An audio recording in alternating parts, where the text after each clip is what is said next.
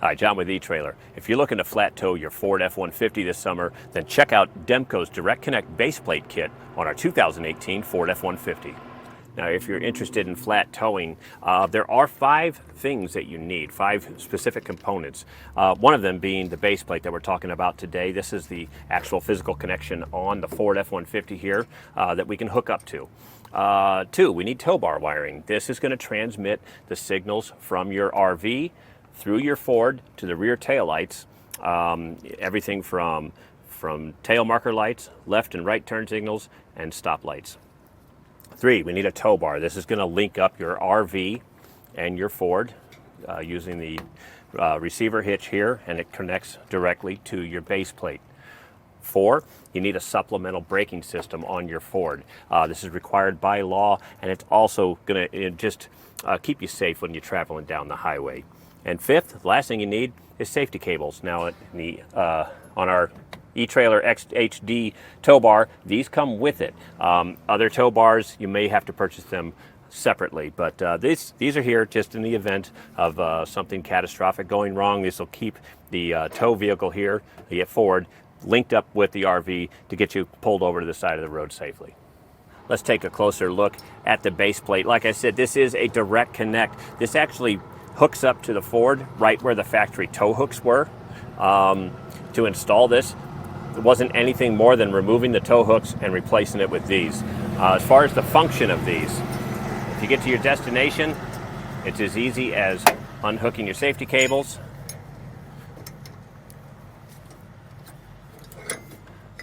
pulling your pin, and if you want a factory look, you can pull these. The arms are removable as well. All you're left with is just the base plate itself, which doesn't extend out further than the front bumper. I think it looks pretty nice on these Fords. Now, when you're not towing and just driving around town, the kit does come with some panels, blanking panels here that'll slide right over and pop in to keep dirt and debris out of the cylinder. While we have the tow bar off, let's get some measurements on our Ford here. Now, keep in mind, this is going to vary depending on the model of your Ford, if you have a 2-wheel drive or 4-wheel drive. Today's Ford right here, this is a 4x4 King Ranch. And I'm measuring to the center of the pin here, and I have 15 3/4 of an inch to the center right here.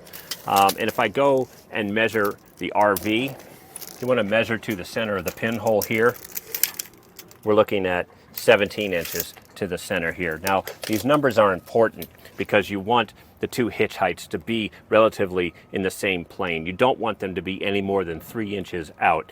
Now, if you find that if your vehicles do sit like that, there's options for you. We have drop hitches available here. Some of the tow bars, just like this one, have a natural drop to it. And it kept our vehicles well within specs, as you can see. As I mentioned, as far as the installation goes on the Ford here, this was one of the easier base plate installs that we've done here. It's not very involved at all. A lot of the ones that we do here, we end up having to remove the front fascia or at least a bumper. In this instance, we didn't have to do any of that. So if you want to see how it's done, because I think you can do this at home on your driveway or in your garage, stick around. I'll show you how I did it step by step. Now, to begin our installation, we need to remove these covers from our tow hooks up in the front here.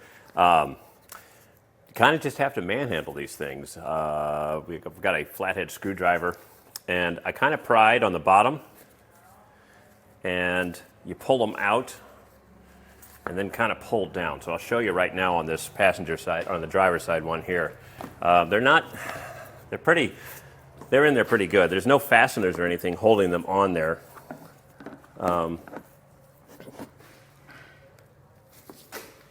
You've got 2 tabs on the inside up here that are kind of holding it together, but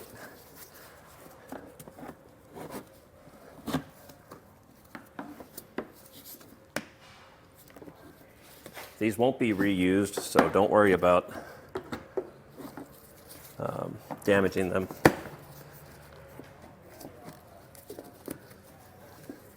Just kind of prying out from the bottom.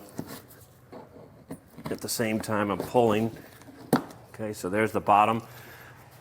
And then in order to pull them down, this little tab right here in the middle needs to come over the ring here, otherwise you can't pull it down. Just like that, and work it out. So do that for both sides. We'll take a 15mm socket and we're going to completely remove the front bolt on these tow hooks, and we're going to set it aside. We will be reusing them.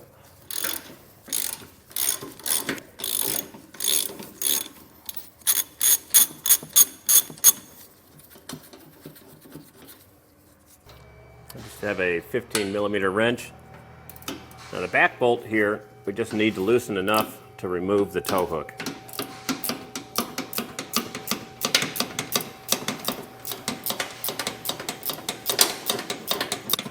So that's probably enough right there. And just slide it back, it's key hold.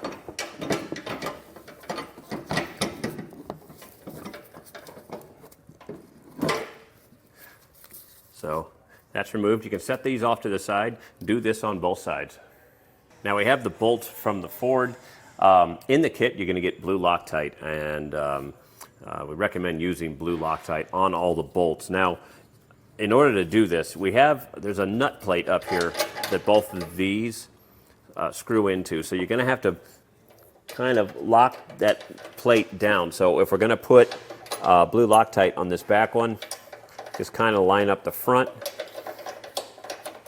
and thread that in there. We don't want that to slide down the frame right now, so we can lock the front one in. We'll remove the back one. You can see the depth of where it was before, so we'll know where to apply the Loctite. Since we're going to be adding, looks like about 1/4 of an inch of steel to it, so it'll be up a little bit higher. So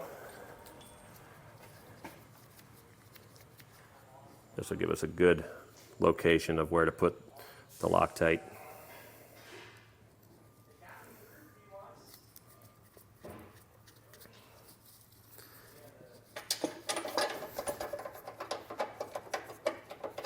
So we'll start the back, then we'll come to the front. Again, you can see about where it was.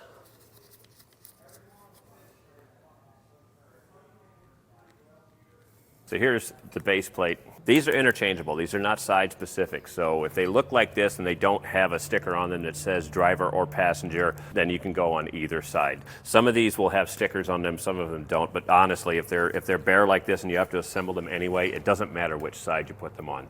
Now you'll see a keyhole slot right here, and that's going to go on this bolt that we left hanging.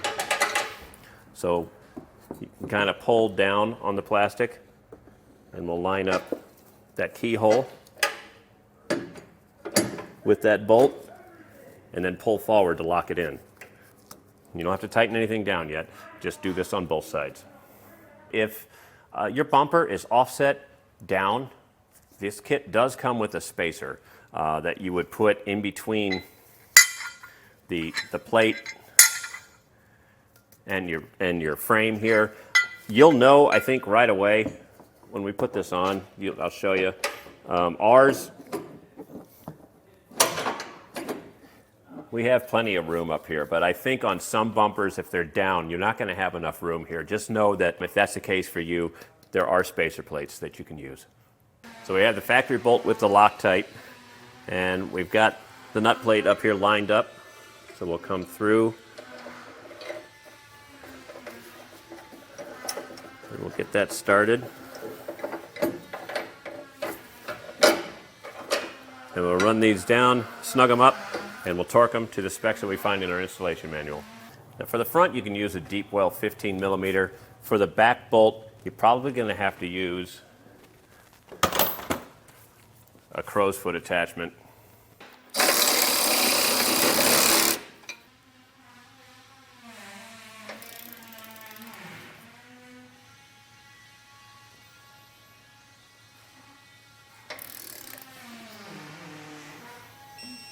Now our next step is going to be drilling a 1/2-inch hole into the frame. It's going to be underneath the car here on the back side. The back of the base plate, you're going to see an elongated slot. This is where we're going to drill our 1/2-inch hole. I'll start this with the 1/2-inch bit. That's going to mark my center point. And then I'll start with a smaller drill bit and step up to the 1/2 inch size.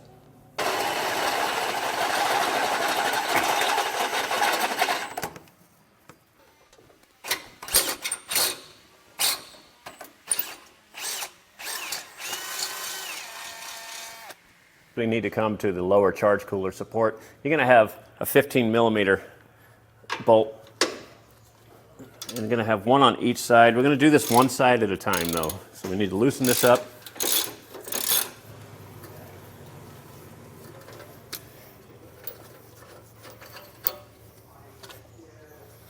And just kind of pull that down and let that hang. In your kit, you're going to get a metal spacer block like this, and then a bolt. The metal spacer block we're going to slide up into the frame, and we're going to be heading for the new hole that we just drilled. So just kind of dump it in there, and if you need a screwdriver or something to line it up, you can. Otherwise, you can eyeball that. Once that's lined up, take your bolt. Also included in your kit, you're going to see a split ring lock washer and a flat washer. And you can apply the blue Loctite.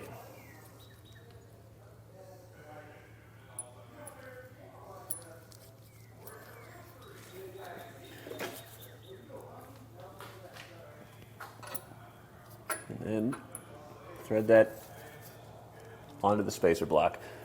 It may help to put your finger on the block itself to keep it lined up. If it moves on you, you can get a small screwdriver to realign it with the hole.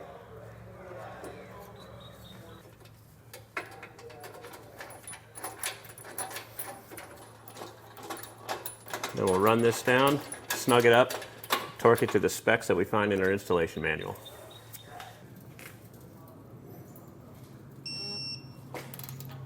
Now we can reinstall the charge cooler bolt and then just repeat this process on the other side. You need your 4.5 inch bolt, the bushing, the nylock nut, the safety cable, and your chain anchor. And we are going to go to the rearmost hole, a set of holes back here on the base plate. The chain anchor is going to go with the bend facing the inside of the vehicle. But before you do that, you need the bolt, the cable, and the bushing.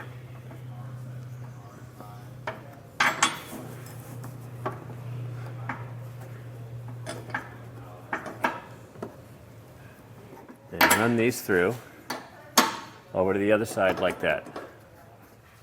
And take your nylock nut and start it. But before you snug it up, make sure you put some blue Loctite on the bolt. Both the bolt and the nut are 19mm. Now with the rear bolt and bushing started, we can put the one in the front here. Everything's just kind of a tight fit in here, but it does fit. Just take your time and you'll get it in there. And then just do the same thing. You can start the bolt and apply Loctite blue, snug them up, and then torque them to the specs that are in your installation manual.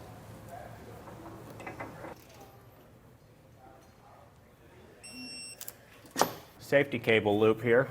We're going to go up and around the frame. We'll stay in between the frame and the charge cooler here. Loop it up and around. We'll take our quick clip here. You can just go around the one side and through the loop there. These cables are rated at 7,000 pounds a piece, and the quick clip is rated at 10,000 pounds a piece. I like to take a zip tie, that's what I'm going to do, and zip tie this together so it doesn't rattle when you go down the road.